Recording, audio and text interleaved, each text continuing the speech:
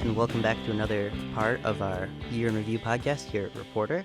For this topic, we're going to be talking about the Trump effect, and with me to talk about it is our Views editor, Kevin Zampieron. Hello there. Our incoming sports editor, Hi, I'm Hannah. and our outgoing EIC. Hey, I'm Mandi Moon, and this is Ryan Black, our tech editor. Did I not introduce myself? You did not, but that's okay. We'll move on. A podcast host has no name. Only so important. And so kind of to, like I said, we're going to be talking about Trump this time, kind of just like how, like, it's kind of like it kind of changed the selection of articles we did, kind of even changed like, kind of like the mood and atmosphere on campus to a degree, to a large degree, I would say. Yeah, I can't imagine something that he didn't affect as a person. Right. I feel like I've talked about Trump every day for the last 365 years, not just days. It's funny, there was a quote in one of the upcoming articles we're going to talk about where it's like, it's been 2 weeks and it's felt like 2 years. Yeah. But Still true. first article we're actually going to talk about is yours, Kevin, and it was the inclusion in a post-Trump world. And kind of just talk about like how like a lot of the initial reaction to like just like Trump being elected before he was even president was kind of just like reaffirming RIT's stance like to be an inclusive campus. Yeah. I mean, a lot of it wasn't the immediate reaction, because we all had a reaction. It was articulating that reaction into something a little better than, oh shit, what's happening? I don't understand. Is this real life? Is this real life? And it was as stressful as the event was and how scary as that time was, it was a moment where I feel like the RIT community could kind of come together and sort of support one another. I mean, there were some incidents, of course, of like harassment and like, and there always are, but I think overall it was a nice like unity moment. Yeah, it was heartening to see the support. I remember Dessler sent out a letter to the university saying like, I think this was actually after the travel ban, was that we stand behind our students. We know that this is a hard time, and we encourage you just to remain safe, and RIT stands behind you. And I saw a lot of that, I think, in the last month. So I think that that's really encouraging. It's funny you say that about Dessler because even like wind back the clock a few months to that point before that second letter he had sent, he'd even sent one before Trump was president saying like he wants to reassure RIT students that like they'll demonstrate like valuing diversity and will continually respect and appreciate the contributions of like all RIT students and faculty. It'll be interesting to see how the uncertainty surrounding international travel affects RIT's student body, because I know I'm in the business school, and having a lot of international students, like I know there was a big anxiety, like I don't know if I'm going to be able to come back to school this year. It'll be interesting to see if that discourages future international students from even enrolling in RIT and other American schools. Yeah, I've had friends who are from the Middle East who have said, we can't go home because we don't know if we can come back. And this school is their golden opportunity for education. Right. And it's the thing they put all their life into working towards. It's funny because in February, right after the Muslim ban was, well, I shouldn't say it's funny, but it's coincidental. Not even coincidental that like we had an article written about the international perspectives of RIT students, and it noted how like an RIT researcher was stuck abroad like when the ban was implemented and he couldn't come back. And how there was just a lot of, I think this quote in particular stood out to me where, quote, "You have a lot of people who are being silent because that's not just in their nature, or they're not given a platform where they feel safe." And I think that kind of gets back to like Kevin's article where it's just like the importance of reaffirming is just like, hey, like you are a part of this community here at RIT, like you belong here.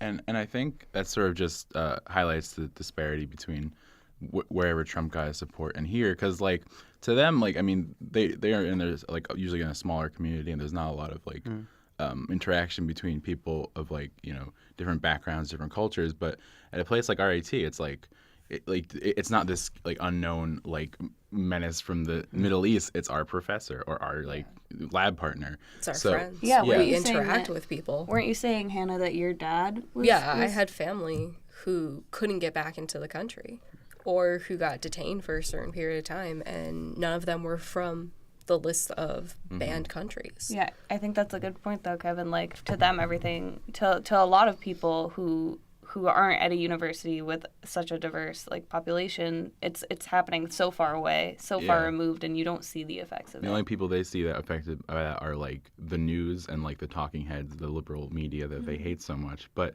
I think I do think it's a mobility thing, as in like a lot of them are going to be staying in their like smaller, more rural like, areas and like towns, and they're not going to just be exposed to it. You know, it's all exists on the TV. Like the fear of the unknown. Yeah, It's perpetuating all of Absolutely. It's its own kind of bubble in a way. I think when you're talking about, you mentioned that like some people stay silent because it's not in their nature to speak out. But I think that a flip side of it is some people stay silent because it doesn't affect them directly. Like I wanted to talk about, I wrote the White Feminism Doesn't Cut It article, which I know that we were going to talk about later, so I might be skipping ahead a little bit. No, it's a good time to talk about it. But I think that you picked out a good quote here, Ryan, when it says, "We don't want to fall into the trap that so many of our feminist predecessors have fallen into and forget the issues that are faced by other communities that are equally or more disenfranchised than the rest of us." So I think that like it's easy to pick and choose the problems you have that apply directly to you and kind of weight those more than the rest of the myriad of problems that might be caused by things like the removal of the Affordable Care Act, which, is a whole podcast subject in itself, and we're not going to go into that right now. We actually have a 4-part series on that coming up on next year's Reporter. And also the travel ban and the possible dissolution of the EPA, the defunding of the National Science Foundation, like all of these things, and they're going to affect so many areas of our lives that we have to like. It's going to be hard to organize ourselves into like fighting the right battles, but I think that we just have to make sure when we're doing that we're doing it in a way that benefits like all groups of people. And I think that that's something that we've often failed at in the past, and it's really important to do going forward. You mentioned a lot of different areas we're just going to have to be mindful of in the future, and I think that kind of like underscores just like how in today's political climate, everything's political. Like everything you could apply like a political context or a political like just like meaning to anything, just because like I think that's the nature of the beast. Whether or not like we were expecting that last November, because I think a lot of us were kind of just ready for like the election cycle to be over. We were ready to not talk about Clinton, ready not to talk about Trump. We just wanted it to be done. But it feels like that's almost the status quo, and will probably be the status quo for the next few years. Yeah, I feel like were Clinton to have been elected, it would have been like, okay, there's a grown-up driving the car, I could take a nap. And now it's like there's a toddler, he has the wheel, I don't want to die, you know? So there's like that level of, instead of, and I had wrote an op-ed like right after the election sort of about this, how like it's not like election time isn't over, it's just been extended to like 4 years. Like you can't like stop paying attention just because the election stopped. And I think people have been really good about that. I actually feel like that might have been how it always was, but I personally just started getting into politics as an adult like maybe a year and a half ago. So for all I know, that's how it's always been. And I know that there's a running joke in the world that like, oh, elections, like, oh, we elected a president, election season starts next week. Like I feel like it's a cycle, but I do think that you have a valid point in that we're all like, all right, how can we fix this going forward? Yeah. So I think that's a good mindset. I feel like everything has always been political, but now with the Trump effect, it's more personal because this administration has insulted so many people, and it's caused so many people to kind of like rise up and come together and focus on, yeah, we're in this really bad situation. How can we raise our voices and make us heard and make this better? And I know we were talking about like the election, and I just remember I also wrote an op-ed right after it happened, and I remember just being so hurt that someone so eminently qualified, like I understand and this is a complicated subject, so I know that Hillary Clinton's not a perfect person, and there are all these kinds of like crazy theories about her and what she's done and whatnot, but I just felt like when you just compare competence levels, like, oh yeah, it doesn't even compare. But we picked someone with no military experience, no political experience to run this country. Which just the other day he was like, "Wow, this is way harder than I thought it was gonna be." Like, what did you think was gonna happen? It's like I want to go home. The Times put out an article where this was back during election season where they were trying to get John Kasich on the Trump ticket. Yeah. And one of his sons talked to John Kasich and said, oh, you can be in charge of domestic and international policy. And Kasich replied, well, what's the president going to be in charge of? And he said, making America great again. I definitely think Trump did not expect that this was going to be a full-time job.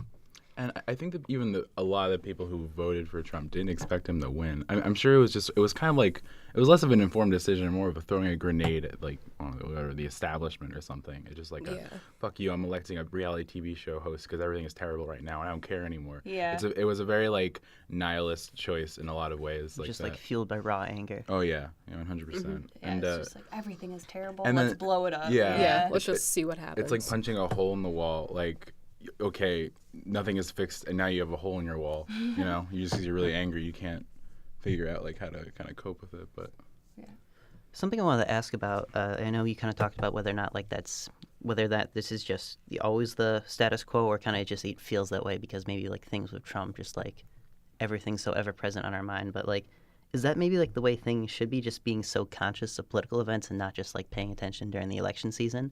Because I feel like that's like. I hesitate to use the word silver lining because I feel like, that like undervalues like the people who are like not doing well under the Trump administration, but just like maybe we should be this politically conscious. yeah.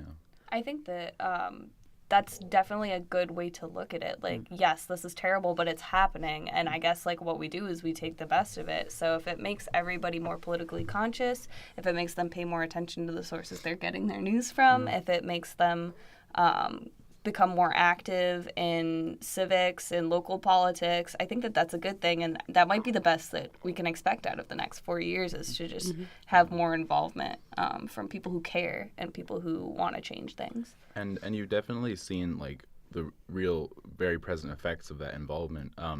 There's that the grassroots organizing, as even though the Democrats essentially have no like political sway in Congress right now because we don't, they have neither houses and they don't have the presidency and they don't control that stuff. They still have a hard time passing like anything because of the public opposition. So in a way, like the grassroots like There's so much organizations energy. has even possibly more power than elected officials. So I think that's a really important thing. And even some conservatives are now rethinking what they've done, kind of.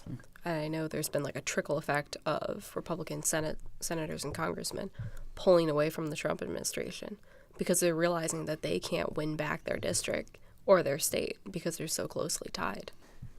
Well, I think that just about does it for this topic, though. But I want to thank you all for joining me again for this topic. Thank you, Kevin. Thank you, Hannah. Thank you, Mandy. Yeah, absolutely. And if you have any further thoughts that you think that we didn't cover or you're interested in joining us in the conversation, please follow us on Twitter. We're at Reporter Mag. We also are on Instagram, and check us out on Facebook. We're Reporter Magazine.